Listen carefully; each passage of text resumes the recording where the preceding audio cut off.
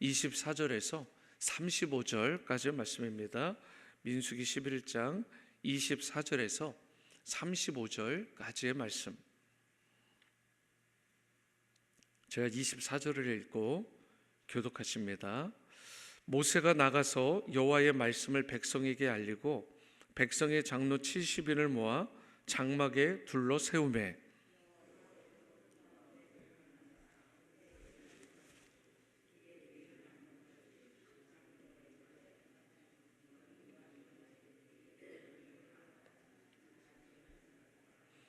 그 기명된 자 중 엘다시라 하는 자와 메다시라 하는 자 두 사람이 진영에 머물고 장막에 나아가지 아니하였으나 그들에게도 영이 임하였으므로 진영에서 예언한지라.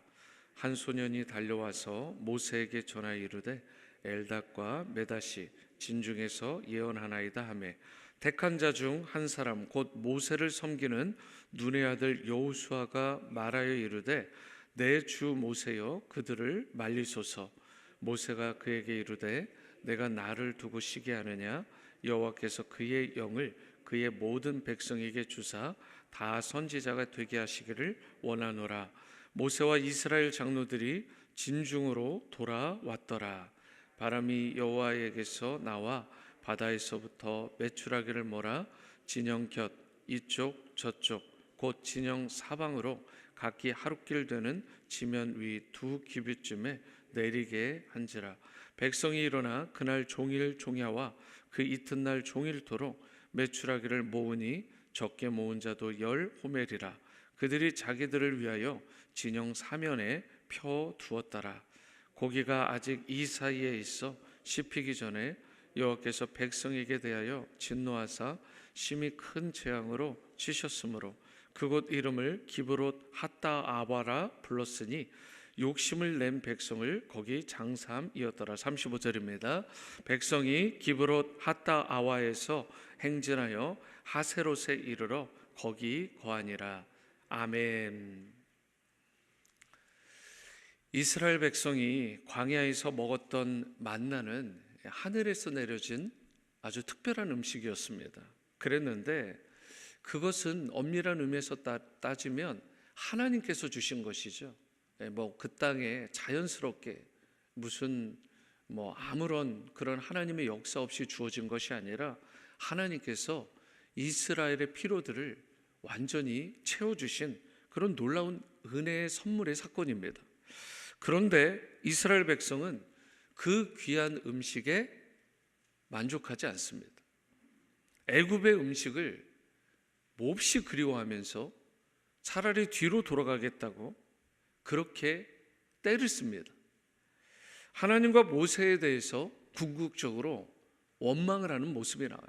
그러니까 모세에게 원망한 것 같지만 사실은 하나님께 궁극적으로 원망을 한 것입니다.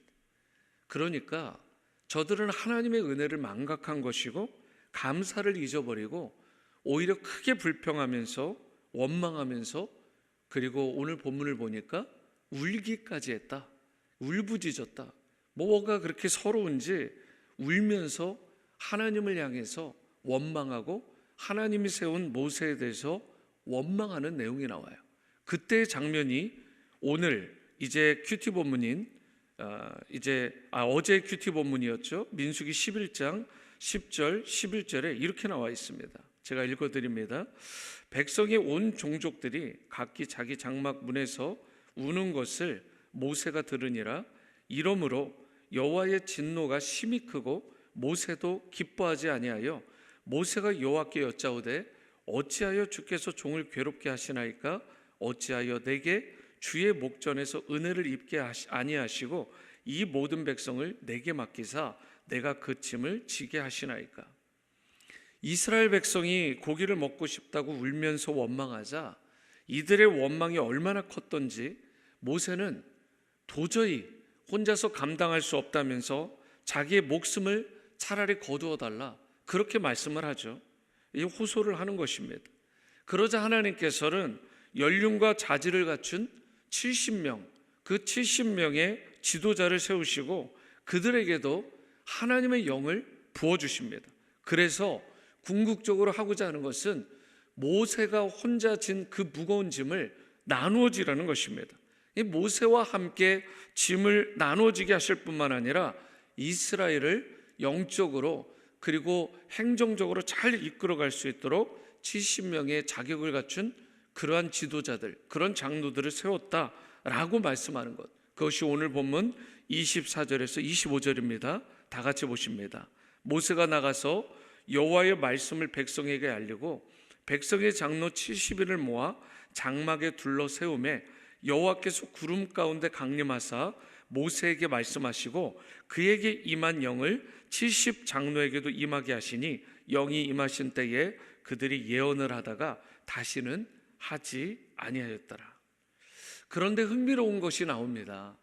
여러분, 26절과 같이 회막에 나아가지 않은 두 사람, 엘닷과 메닷이 나오는데요, 이들은 자기네들이 의도적으로 회막으로 안 나갔는지 아니면 무슨 일이 있었는지 아니면 엉뚱한 곳으로 나갔는지 알 수 없지만 다 모이라고 하는 장소에 제때에 제시에 참석하지 못했어요. 그랬는데 놀라운 일이 있죠. 그들에게도 하나님의 영이 임합니다. 그리고 그들도 예언했다라고 기록하고 있습니다. 여러분, 누가 내려주신 거예요? 하나님이 내려주신 거죠. 여러분, 이때 여호수아가요, 회막에 나오지 않았던 두 사람의 예언을 금해달라고 모세에게 요청을 합니다. 그런데 모세가 어떤 이야기를 해요? 29절을 보시면 모세가 그에게 이르되 내가 나를 두고 시기하느냐? 여호와께서 그의 영을 그의 모든 백성에게 주사 다 선지자가 되게 하시기를 원하노라. 모세는 여호수아에게 지도자는 마땅히 시기하는 마음, 질투하는 마음을 품으면 안 된다, 그렇게 이야기를 한 것입니다. 어떠한 하나님의 영이 임하는 부분에 대해서 차별이 있을 수 없다라는 것입니다. 내가 생각할 때 저 사람은 받을 만한 그릇이 아닌 것 같은데, 그런데 받으면 시기하고 질투하는 마음이 생기면 안 된다라는 거예요. 왜 그러냐면 전적으로 그 영역은 하나님의 영역이기 때문에 그렇습니다. 오늘 은혜가 풍성한 하나님은 이라는 찬양을 했잖아요. 주여 성령의 은사들을 내게도 부어달라고. 그런데 여러분, 우리가 사실을 조금만 확장하면 우리 모두에게 부어져야 될 하나님의 성령의 은사들 아닙니까? 이분은 이런 은사를 받고 저분은 저런 은사를 받고 저분은 저런 은사를 받고 각각의 은사를 받아서 합력해서 선을 이루는 게 하나님의 뜻이고 주님의 몸된 교회를 건강하게 세우는 비결이 되는 것입니다. 박 목사는 이런 은사가 있지만 다른 목회자는 이런 은사가 있고 다른 성도님들이 이런 은사가 있는 것이죠. 하지만 서로에게 그러한 은사를 주신 것을 우리가 리스펙트하고 또 아너링하면서 서로를 세워주고 존중하되 그것을 통해서 오직 그리스도의 몸된 교회와 지체들과 하나님 나라를 건강하게 세워야 될 줄 믿습니다. 성령은 차별 없이 임하는 거예요. 그리고 그 입을 크게 열라고 했습니다. 간절히 사모하는 자에게 주님은 성령을 부어주시되 성령의 은사들을, 각종 좋은 은사들을 선물로 허락하여 주시는 줄 믿습니다. 그러므로 이 새벽에 나오시는 여러분들도 하나님의 각종 좋은 은사들을 주님의 이름으로 성령을 의지하여 사모하실 수 있게 되기를 바랍니다. 그건 누군가 주는 것이 아니라 오직 성령께서 허락하여 주시는 차별이 없는 특별한 은사, 그리고 그 은사는 나를 위한 것이 아니라 하나님을 섬기고 이웃을 섬길 수 있도록 나에게 허락하신 은사라는 사실을 기억하시고 그것을 움켜쥐지 마시고 모든 이들을 섬기는 일에 귀하게 쓰임받을 수 있게 되기를 주님의 이름으로 축복합니다. 사무엘상 18장 7절에 여인들이 뛰놀며 노래하며 이르되 사울이 죽인 자는 천천히요 다윗은 만만히로다 한지라, 이런 말씀이 나와요. 이스라엘의 모든 성에서 여자들이요 전쟁에서의 승리를 축하하면서 나와가지고 노래하고 춤추고 소교를 치고 사울 왕과 그 일행을 맞아들이죠. 근데 이런 노래를 부른 거예요. 사울이 죽인 자는 천천, 그런데 다윗이 죽인 자는 단위가 틀려요. 만만. 이러니까 어떻게 돼요? 한 나라의 왕이면 그냥 좀 너그럽게 넘어갈 만도 한데 사울이 못 넘어갑니다. 사울은 다윗의 공적을 더 높이 치켜 세웠다면서, 자기보다 그가 더 높아졌다면서 심히 불쾌한 거예요. 여러분, 성경에 뭐라고 돼 있어요? 처음 된 자가 나중되고 나중된 자가 처음 될 수 있다잖아요. 그래서 내가 그 누군가가 구원받는데 일조한 적이 있어요. 또 그 사람보다 내가 신앙생활을 훨씬 오래 했는데 교회에서 또는 주위에서 보니까 더 인정받고 막 그러면 여러분 어떻게 해야 돼요? 심히 불쾌해야 되나요? 심히 내가 막 배 아파해야 돼요? 질투해야 됩니까? 시기해야 되냐고요? 아니잖아요. 그런데 사울은 무슨 일이 있는지 모르지만 마음이 배배 꼬이면서 자기 마음 가운데 시기심으로 말미암아 심히 불쾌하고 그 부분에 대해서 노를 했다고요. 노를, 앵거를 드러냈다라는 것입니다. 사울의 역할이 뭐죠? 하나님께서 그를 한 나라를 세우도록 왕으로 그렇게 세워주신 거예요. 그럼 뭐 해야 돼요? 한 나라를 세우는 일에, 백성들을 섬기는 일에 전심전력을 다해도 될까 말까 한 중요한 시점이었어요. 전쟁이 끊이지 않았습니다. 그러한 상황에 그가 뭘 했어요? 다윗을 시기하고 질투함으로 말미암아 결국 그를 쫓기 위해서 국력 낭비를 하는 거예요. 지금 조국 대한민국이 그런 거 아닙니까? 국력 낭비가 얼마나 많아요. 안타깝지 않으세요? 쓸데없는 곳에 웨이스트되고 있잖아요. 사울을 보면 엉뚱한 곳에 국력을, 에너지를 낭비를 하는 것입니다. 여러분, 지도자의 시기심은 자기 하나로 끝나지 않아요. 지금 사울을 보면 나라의 뼈를 사기게 하고 백성의 삶을 피폐하게 만드는 것입니다. 조정민 목사님의 책 왜 성령인가에 보면 이런 내용이 나와요. 일터는 전쟁터와 같아서 적과 동지를 분명히 구분해야 하는 곳이다. 죽고 사는 것이 여기에 달려있다. 그런데 시기심은 이 모든 구분을 한순간에 흐려놓는다. 어이없게도 시기심이 발동하면 가장 가까운 친구조차 적으로 오인하고 만다. 적과 싸우는데 힘을 쏟아도 모자랄 때 총구를 친구에게 겨눈다. 이 무슨 비극인가? 시기심은 멀리 있는 사람을 겨냥하지 않는다. 시기심은 내 관심 밖의 사람을 향하지도 않는다. 나와 같은 일을 하는 사람, 내 곁에 가장 가까이 있는 사람, 내게 누구보다 많은 도움을 베푼 사람, 시기심은 그런 사람을 대상으로 삼는다. 여러분, 이처럼 시기심은 치명적인 독소입니다. 특별히 리더에게 있어서 이 시기심은요, 아주 치명적이에요. 모든 관계를 뿌리채 흔들어 놓을 뿐만 아니라 공동체를 어렵게 만드는 심각한 독이라고요. 오늘 본문에서 모세는요, 여호수아 안에 있었던 시기심의 뿌리를 그대로 드러낸 것입니다. 여호수아가 어떤 인물이에요? 백전백승, 사실 아이성에서 나중에 한 번 지고 나머지 다 승리하잖아요. 그 정도로 대단하고 하나님의 사람입니다. 그런데도 그런 사람이 지금 물론 아직은 2인자지만 그의 심령 가운데 뭐가 있는 거예요? 시기심이 자리하고 있는 것입니다. 여러분, 우리도 그럴 수 있는 거예요. 여호수아가 그 정도였다면 우리가 아니라고요? 아닙니다. 우리 인간의 본성은 우리 안에 알게 모르게 시기심과 질투심과 판단하고 배아파하는 심령이 있다고요. 그래서 이것을 반드시 해결해야 되는 것입니다. 29절 상반절 말씀을 제가 현대인의 성경으로 다시 읽어드릴게요. 그러나 모세는 그에게 네가 나를 위해서 그들을 시기하느냐, 이렇게 이야기를 해요.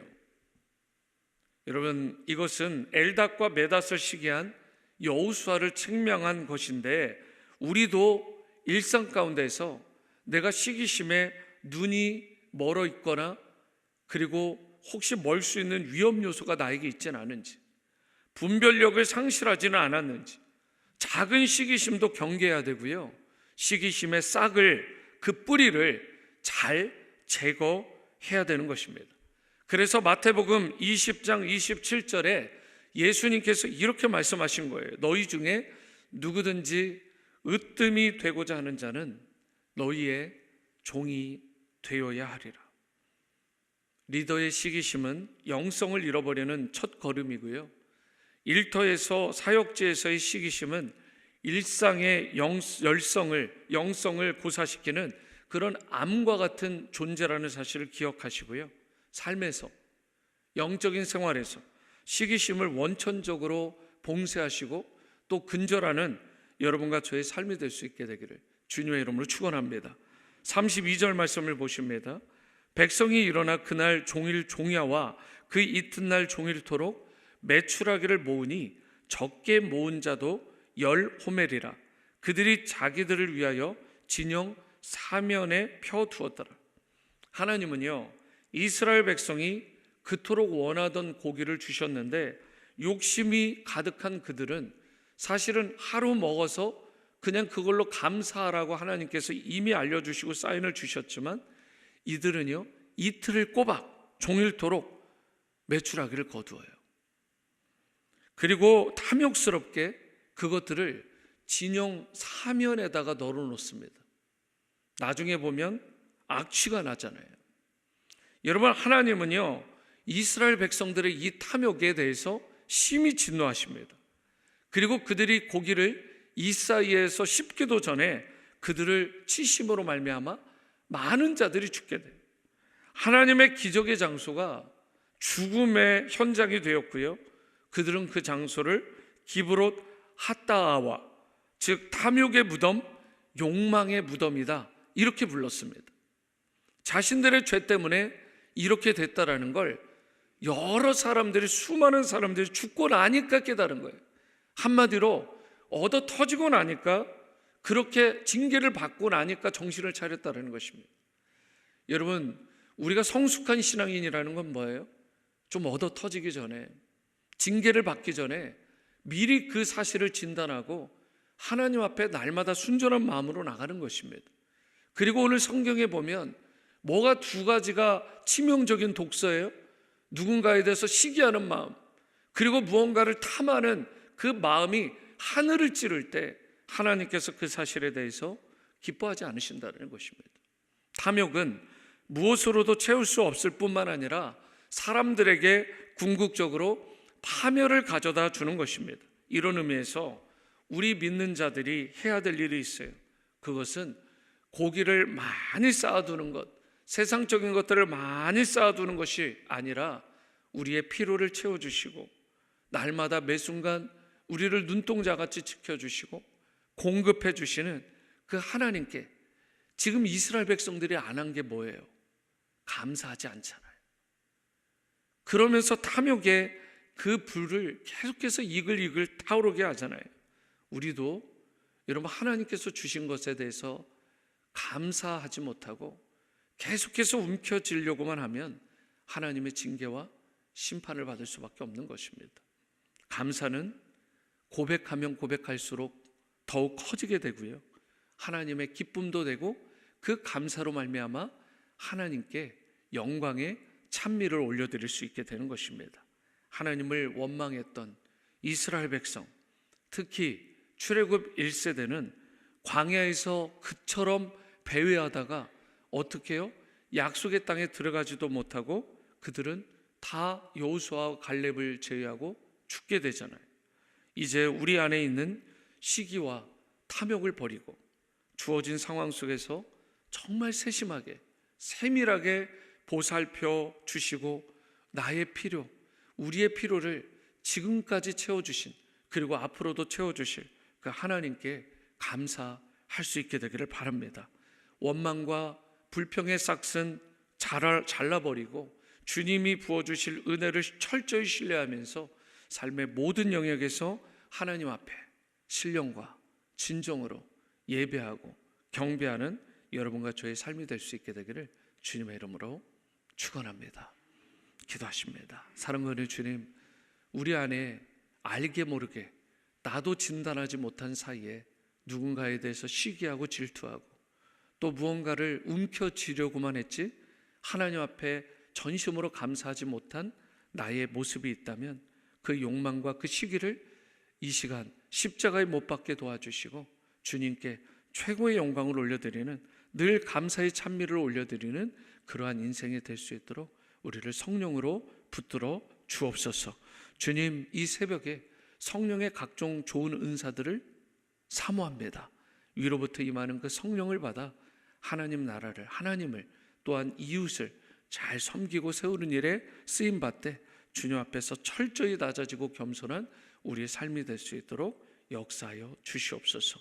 오늘도 기도하는 모든 성도님들 그 작은 신음과 그 부르짖음에도 응답하여 주시기를 간절히 바라고 나올 때 존귀하신 예수님의 이름으로 축복하며 기도합니다. 아멘. 하늘에 계신 우리 아버지여, 이름이 거룩히 여김을 받으시오며 나라가 임하시오며 뜻이 하늘에서 이루어진 것 같이 땅에서도 이루어지이다. 오늘 우리에게 일용할 양식을 주시옵고 우리가 우리에게 죄 지은 자를 사여 준 것 같이 우리 죄를 사여 주시옵고 우리를 시험에 들게 하지 마시옵고 다만 악에서 구하시옵소서. 나라와 권세와 영광이 아버지께 영원히 있사옵나이다. 아멘. 아멘. 계속해서 개인의 기도로 나아가시겠습니다.